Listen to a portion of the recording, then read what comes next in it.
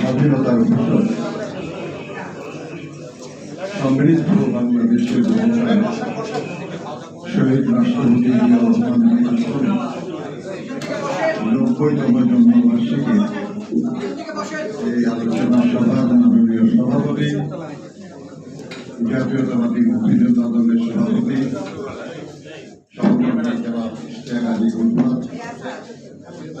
BNP মুক্তিযুদ্ধ বিষয়ক সম্পাদক লেফটেন্যান্ট কর্নেল জয়নুল আবেদিন সাহেব, মুক্তিযোদ্ধা দলের কেন্দ্রীয় এবং বিভিন্ন পর্যায়ের নেতৃবৃন্দ, মুক্তিযোদ্ধাবৃন্দ, সুধীমণ্ডলী, প্রিয় সাংবাদিক বন্ধুগণ, আসসালামু আলাইকুম। প্রথমেই শহীদ রাষ্ট্রপতি জিয়াউর রহমান বীর উত্তমের পূর্ণ স্মৃতির প্রতি শ্রদ্ধা নিবেদন করি যারা তার সাথে যুদ্ধ করতে গিয়ে জীবন দিয়েছেন, মহান মুক্তিযুদ্ধের বিভিন্ন পর্যায়ে যারা শহীদ হয়েছেন এবং মুক্তিযুদ্ধের আকাঙ্ক্ষা গণতন্ত্র বাস্তবায়নের জন্য, গণতন্ত্র পুনরুদ্ধারের জন্য, দেশের কল্যাণের জন্য যারা বিভিন্ন সময়ে জীবন দিয়েছেন, গুম হয়েছেন, খুন হয়েছেন, তাদের সকলের প্রতি শ্রদ্ধা।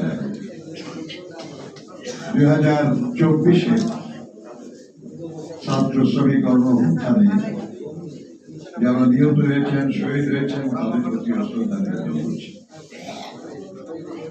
প্রিয় সাথীরা, স্বাধীনতার পর থেকে পর্যন্ত